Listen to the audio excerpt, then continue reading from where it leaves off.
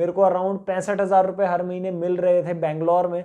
मैंने वो जॉब भी ज्वाइन करी एंड उस जॉब को ज्वाइन करने तक मुझे जितना पैसा मैं उस जॉब से कमाता था उससे ज्यादा पैसा मुझे ब्लॉगिंग से बन जाता था इजीली। हर महीने घर वालों से 3,000 रुपया लेने से लेकर अपनी कॉलेज की फीस खुद अपने पैसों से देने तक आज की इस वीडियो में आपके साथ अपनी ब्लॉगिंग जर्नी शेयर करने वाला हूं। तो चलिए इस वीडियो को स्टार्ट करते हैं। तो गाइस, जब मैंने कॉलेज में अपना एडमिशन लिया 2014 में एनआईटी श्रीनगर के अंदर, उस टाइम पे मैं भी नॉर्मल इंडियन की तरह के अच्छा कॉलेज है, यहाँ पे मेरे को अपॉर्चुनिटी मिलेगी।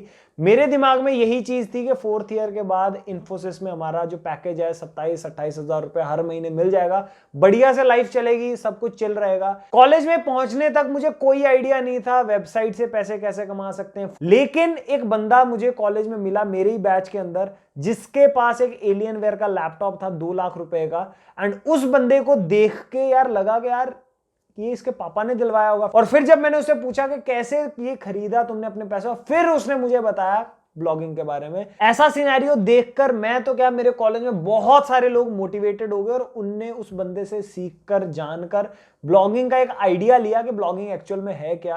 कीवर्ड फिर सर्च करने लग गए गूगल पे कि ब्लॉगिंग कैसे करते हैं, क्या है, डोमेन नेम क्या है, होस्टिंग क्या है, इस सब के बारे में मुझे आइडिया मिलने लगा। और फिर मैंने अपना एक पहला फ्री ब्लॉग बनाया। अब फ्री ब्लॉग बनाने का रीजन क्या था कि भाई घर वालों को भी नहीं बता सकते कि ये चीज हमने उड़ते उड़ते सुनी है, इसके बारे में आप पैसे दे दो, ये कर दो। तो मैंने यही चीज देखी कि मैं यार आईटी फील्ड में हूं, मेरे को फ्यूचर में जाके आईटी ही इसी फील्ड में जॉब भी करनी है, तो उसके लिए मेरे दिमाग में तो यही चीज चल रही थी कि यार HTML सीख लेते हैं, CSS सीख लेते हैं, जावास्क्रिप्ट सीख लेते हैं, ब्लॉग भी बना लेंगे, और अगर नहीं कुछ चला तो यार ये चीजें इंटरव्यू में बता देंगे और वहां पे सिलेक्ट हो जाएंगे। मैंने इस चीज की वजह से ब्लॉगिंग को स्टार्ट किया।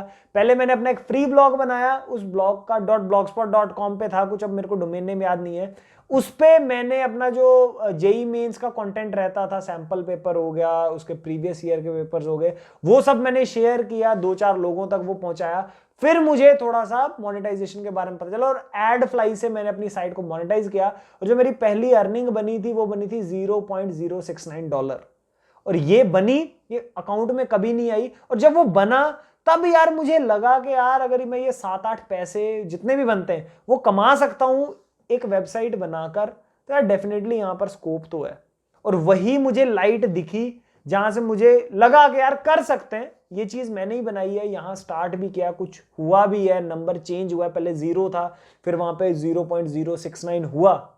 तो अगर ये 0.069 हो सकता है तो किसी दिन ये 1 भी होगा, किसी दिन 100 भी होगा। यहीं से मैंने स्टार्ट किया। और मेन जो मेरी मोटिवेशन थी वो यही थी कि यार वो बंदा अगर 2 लाख का लैपटॉप ले सकता है तो एक दिन हम भी लेंगे। आज के दिन ले सकते हैं, ले नहीं रहे क्योंकि जरूरत नहीं है, तो वही चीज है। तो वहां से मेरी जो जर्नी है वो स्टार्ट हुई। उसके बाद फिर मैंने अपने पापा को कन्विंस किया, और ये चीज करना मेरे हिसाब से सभी के लिए बहुत ज्यादा डिफिकल्ट रहता है। पापा को कोई दिक्कत नहीं है कि बेटे को 3,000 देने पड़ रहे हैं तो 3500 देना पड़ेगा होस्टिंग के लिए अलग से, लेकिन उन्हें यह चीज दिखती है कि यार एक ऐसी जगह पे पैसे बर्बाद करना जहां पर कोई, उनको तो कोई आइडिया नहीं है, मुझे भी 2-4 दिन पहले ही पता चला है, ऐसी जगह पर कोई पैसा लगाए कोई भी नहीं लगाएगा। लेकिन मैंने जब कन्विंस करने की बात आई तो मेरे को यही था, मैंने पापा को, मुझे अभी भी याद है, मैंने फोन पे यही बोला था कि पापा यार कुछ नहीं तो मतलब अगर आप महीने का 500 रुपया मेरे को देते हो होस्टिंग का, मैं वहां पे एक साइट बनाऊंगा, वो साइट को लाइव करेंगे, लोग आएंगे, पैसे बनेंगे शायद या नहीं बनेंगे। तो पापा ने बोला कि बनेंगे, श्योर है नहीं है, यही क्वेश्चन सभी के दिमाग में रहता है। तो यहां पर आंसर मैंने यही दिया था कि पापा अगर मान लो आप महीने का 500 रुपया देते हो तो आप इतना ही सोचो कि यही पैसा अगर आप किसी इंस्टीट्यूट में देते जहां पर जाके मैं HTML, जावास्क्रिप्ट, PHP ये सब सीखता, तो आप यही दिमाग में रखो कि मैं पैसा दे रहा हूं और ये कुछ सीख रहा है, आप एक्सपेक्टेशन कुछ मत रखो। तो उनने भी थोड़ा कन्विंसिंग लगा कि हाँ यार कुछ नहीं तो कल को इंटरव्यू में जाके PHP के बारे में कुछ कुछ बोलेगा, सीख रहा है तो फिर चल भी जाएगा। तो वहां से फिर पापा को थोड़ा 2-4 फोन किया, 2-4 दिन लगातार बोल बोल के, रिक्वेस्ट कर करके, फिर वो मान गए हर महीने 500 रुपया देने पे। और फिर वहां से मेरे पास होस्टिंग आ गई। मैंने 1-2 उस टाइम पे 125 रुपए की शायद या 111 की ऐसे मिलती थी .com डोमेन।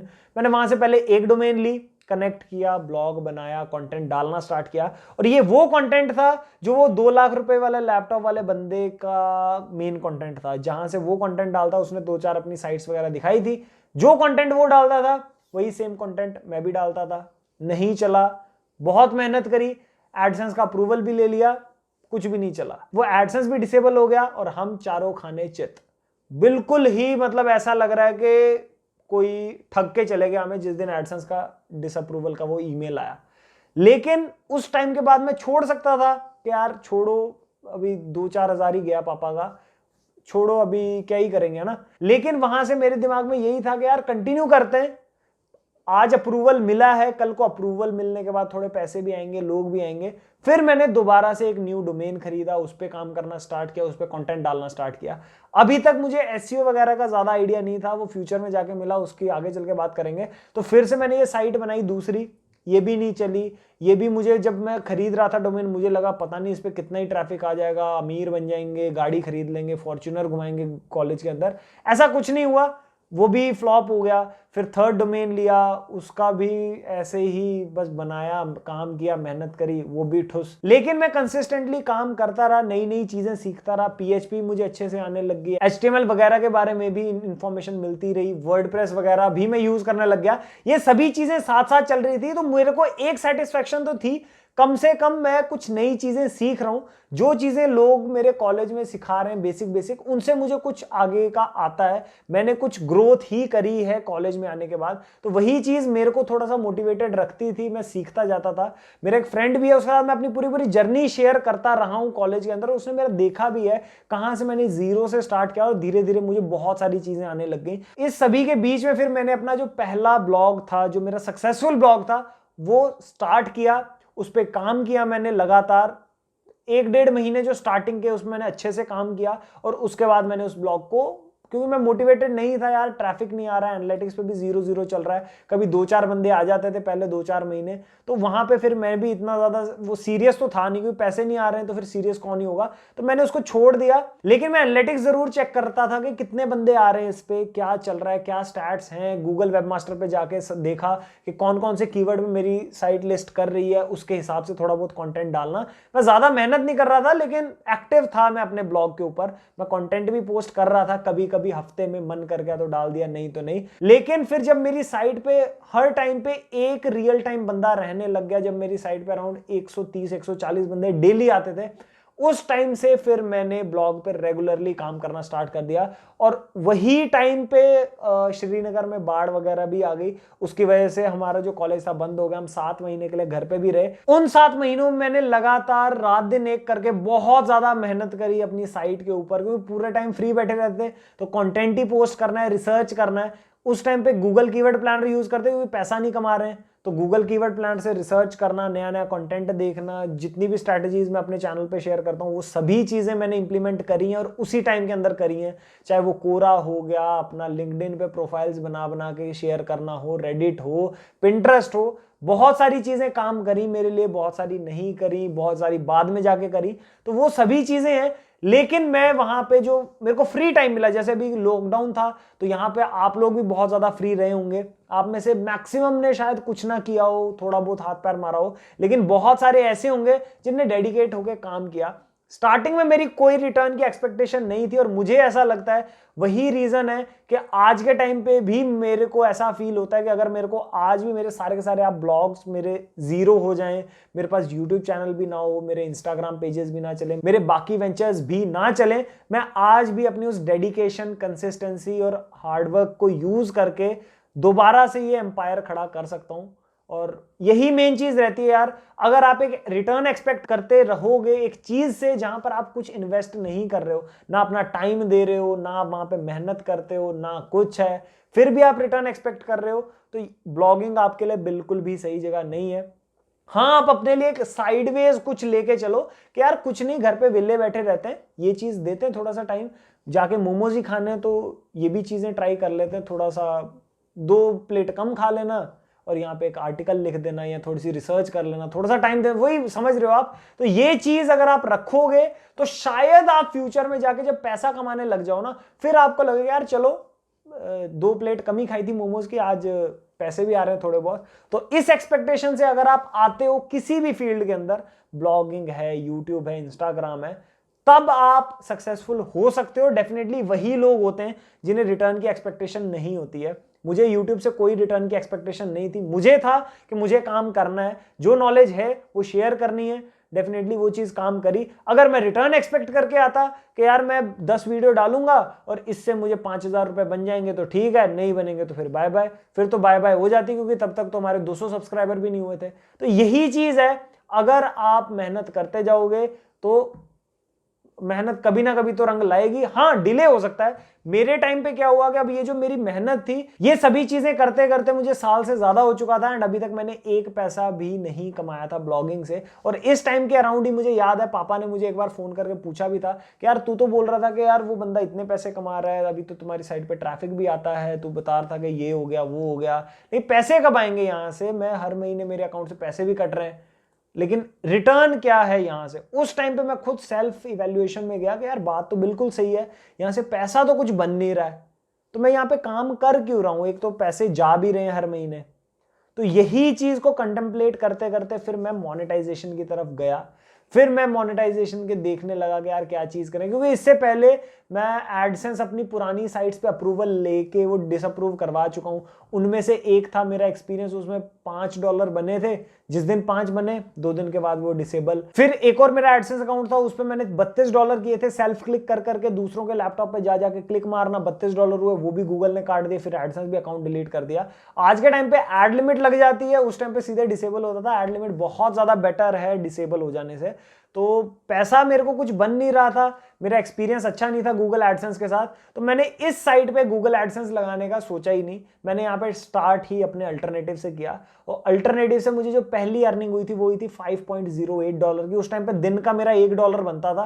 मुझे बहुत तसल्ली थी कि 60-70 रुपए दिन के कमा रहे हैं, बहुत बढ़िया से। माना इतना ज्यादा नहीं है। और जब वो पैसा पेपाल के थ्रू मेरे बैंक अकाउंट में आया तो उस दिन यार इतनी ज्यादा खुशी हुई, बेहिसाब। मतलब लगा कि हाँ, जहां पे काम कर रहे हैं यहां से एक्चुअल में रियल कैश आता है। सिर्फ ये हवाबाजी नहीं है कि किसी बंदे ने बोला कि 2 लाख रुपए कमा रहे हैं, 3 लाख कमा रहे हैं और बस। आज हमारे खाते में भी पैसा आया 250-300 रुपया, और जिस दिन वो आया बहुत खुशी मिली। खुशी से ज्यादा मोटिवेशन मिला कि यार आज $1 कमा रहे हैं, बस इस $1 का 10 करना है, फिर उस 10 का 100 करना है, और 100 का किसी दिन 1000 हो जाए, बहुत बढ़िया। उस टाइम तो इतना ज्यादा नहीं सोचा, उस टाइम तो 10 का ही सोचा था। लेकिन आज के टाइम जब मैं सोचता हूं तो दिखता है कि यार बहुत इजी है, बस मेहनत करने की देर है। इसके बाद जो मेरी अर्निंग थी वो धीरे धीरे बढ़ती गई। जैसे जैसे ट्रैफिक बढ़ा वैसे वैसे अर्निंग भी बढ़ने लग गई, और एक कंसिस्टेंट अर्निंग 7-8 हजार रुपए हर महीने मुझे होने लग गई अपनी साइट के थ्रू। एंड ये चीज जैसे जैसे मैं कॉलेज में आगे जाता गया, ये चीज उसी के साथ मैं काम करता रहता साइडवेज। और फिर जैसे जैसे टाइम बढ़ता गया मेरी अर्निंग भी बढ़ती गई, और 6 सेमेस्टर तक आते आते मैं अपनी खुद की कॉलेज की फीस देने लग गया। जो मेरे खुद के खर्चे होते वो मैं खुद ही निकालता था। जो मेरे खाने पीने का खर्चा है, जो मेरे आने जाने का ट्रैवल एक्सपेंसेस हैं, गाड़ी का किराया हो गया, फ्लाइट्स का किराया हो गया, जो भी चीजें हैं ये सभी मैं खुद पे करने लग गया। खुद के कपड़ों का खर्चा खुद निकालने लग गया, क्योंकि अब अर्निंग हो रही है। उस टाइम मुझे अराउंड 25-30 हजार रुपए महीने का बन जाता था। एंड तब फिर मैं अपने जो खर्चे थे वो खुद निकालने लग गया, और पापा को भी लगा कि यार सही चीज है।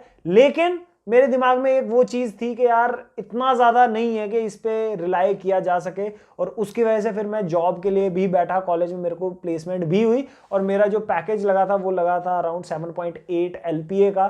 मेरे को अराउंड 65,000 रुपए हर महीने मिल रहे थे बेंगलोर में।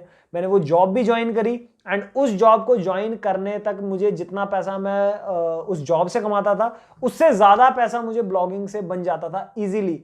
लेकिन तब भी दिमाग में यार वो चीज रहती थी कि इतना ज्यादा सिक्योर नहीं है। आपको भी फील होता होगा, अगर नहीं होता आपको लगता है कि बहुत वो है। जिस दिन आप यार पैसा कमाओगे, आपके अकाउंट में अगर 10 लाख रुपए एक महीने का भी आ रहा है, तब भी आपको कभी ना कभी लगेगा कि दिल में, आप शायद लोगों को ना बताओ लेकिन आपको रहेगा कि यार ये चीज बंद हो सकती है। शायद आप सुबह उठो तो आपका वो जो डॉलर का काउंट है एडसेंस पे वो 0 पे ही रुका रहे, या फिर अगर 2.65 है तो पूरे दिन 2.65 पे ही पड़ा रहे।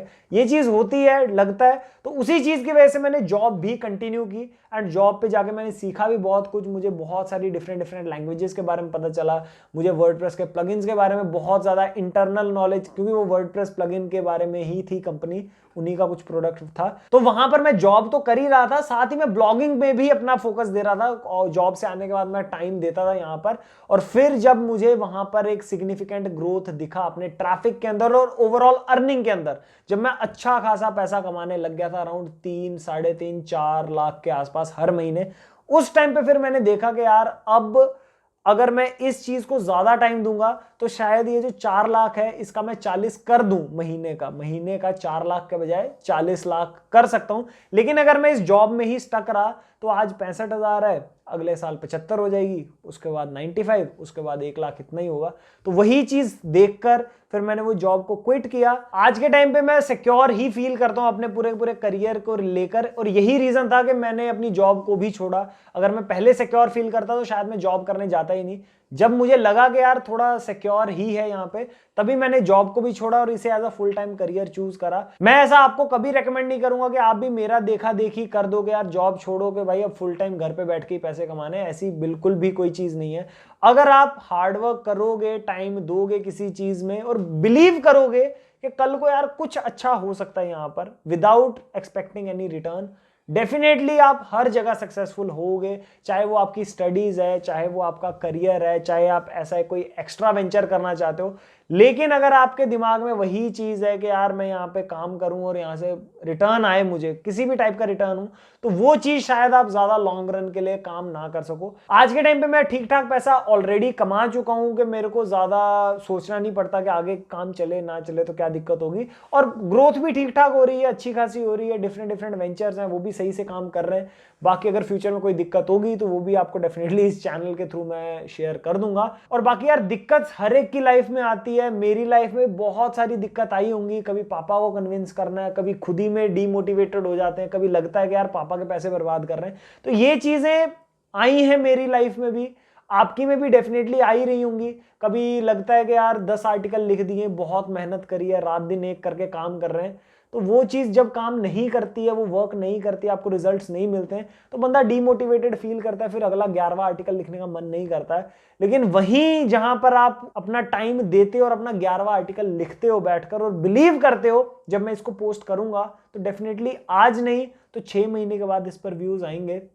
वही चीज अगर आप में है तो कोई भी बंदा आपको रोक नहीं सकता सक्सेसफुल होने से। और जो बंदा वो 10वें आर्टिकल के बाद डीमोटिवेट होकर छोड़ देता कि यार नहीं यहाँ पे कुछ नहीं बन रहा, तो वो कभी भी सक्सेसफुल नहीं हो पाता है। और यही चीज चलती है यार कि अगर आप अपना टाइम लगा रहे हो कि मूवी देखने जाना है, ये करना है, वो करना है, उसी टाइम पर जब आप वो मूवी देखकर वहां पे पैसे बर्बाद करने जाते हो, उस टाइम पे कोई और बंदा देश के दूसरे कोने में ब्लॉगिंग कर रहा होता है। और यही चीज मेरे साथ भी हुई। जब मेरे पास फ्री टाइम था, मैं रात दिन एक करके ब्लॉगिंग कर रहा था, वेबसाइट पे कंटेंट डाल रहा था, और उस टाइम पे कोई बंदा जाके मूवी देख रहा होगा, कोई एपिसोड देख रहा होगा यूट्यूब पे कहीं भी, और आज शायद वो मूवी देखने वाला बंदा बेंगलोर में किसी कोने में जॉब कर रहा हो और मैं अपने घर पर वही जॉब छोड़कर बिंदास अर्निंग कर रहा हूं और सही ढंग से अपनी लाइफ को एंजॉय भी कर रहा हूं। सो गाइस, ये थी मेरी पूरी ब्लॉगिंग की जर्नी। आई होप आपको इस पूरी वीडियो के पार्ट में कहीं ना कहीं किसी ना किसी पोर्शन से कुछ ना कुछ मोटिवेशन मिला होगा, उसी के लिए ये वीडियो बनाया है। अगर मोटिवेशन मिला तो डेफिनेटली आप इस वीडियो को लाइक कर सकते हैं, और अगर आप मेरी लाइफ का पार्ट बनना चाहते हैं, मेरी लाइफ के डिफरेंट एस्पेक्ट्स को देखना चाहते हैं, तो उसके लिए आप डेफिनेटली हमारे चैनल को सब्सक्राइब कर सकते हैं। सब्सक्राइब करने के साथ साथ बेल नोटिफिकेशन दबा के